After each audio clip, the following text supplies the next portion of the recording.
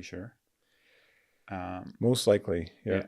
And so since the election has now happened and the Liberals are back in, Yeah. where do you see things in Canada right now and just culture as a whole when it comes to especially the issues that you're focused on with ARPA?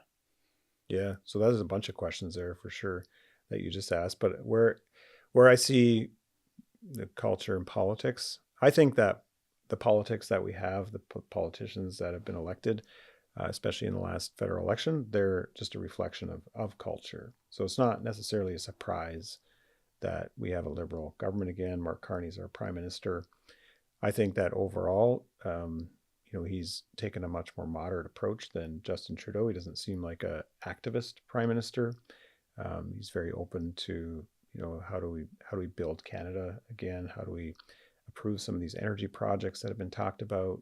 So when you see premiers like Danielle Smith complimenting a liberal prime minister, oh, something's different here now. So that's been encouraging that way. On social issues, we don't expect a whole lot different from the Liberals. We're not sure yet where they actually are when it comes to euthanasia. So euthanasia is an issue that's being talked about for the last 10 years and legislated on, and the courts have made decisions on. And we're set to open it up again to widen the framework for eligibility to people with mental illness as a sole underlying condition. So that's pretty scary because, as you and I'm sure your viewers know, mental illness is something that goes up and down quite regularly. And some days people are suicidal, and some days people are having a great day. Yeah. And to allow people with mental illness to request the state to end their life, that's a scary proposition for sure. And it's high already, right? 1 in 20 Canadians die by euthanasia. Yeah, the numbers continue to grow. The most recent year is 2023 that we have the numbers for, and it was over 15,000 that year. Since it's been legalized, well over 60,000 people have requested and received euthanasia. 60,000. So it grows exponentially every single year. So yeah, we don't know where the Liberals are yet. There's a private member's bill actually in Parliament right now that we're really trying to build support for. It's put forward by an MP, Tamara Jansen. She's Christian MP from Cloverdale. Yeah.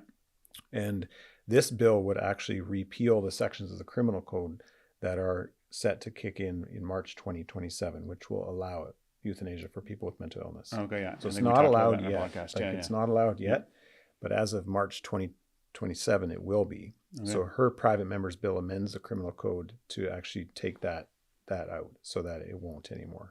Okay. So we're trying to build support for that. A similar bill was put forward by Ed Fast in the last Parliament, and it didn't quite receive enough support, but it did receive support from the entire NDP caucus. Okay. 8 Liberal MPs at the time, the entire Conservative caucus. So right now, if you had Conservatives, NDPs, and 8 Liberals, it'd pass. No, not because the numbers have changed since the election. Okay. So the bill that Ed Fast had put forward was prior to the election. So now that the election's been held, there's a lot less NDP in the House of Commons than there were last time. Yeah. More Liberals. Yeah. And so more Conservatives though too. When we look at the numbers, we need all the Conservatives to vote in favor of it, all the NDP, and about 21 Liberals. Okay, so more Liberals this time. We need more Liberals this time. Yeah. So that's if people want to learn more about that, just simply go to arpacanada.ca, or we have a specific website as well for this called carenotkill.ca. Okay. Yeah. It's wild in so many ways that we're in a culture that does this. It's just like, sometimes growing up, I had this idea of Canada as like, Canada's a good country. It's like good moral country. Mm-hmm. But when you actually think about it, it's like, no, it's like way closer to like Sodom and Gomorrah than we care to admit, right? It's just pure wickedness when you see what's allowed. And we, especially on this topic, we regularly get called out by the international community.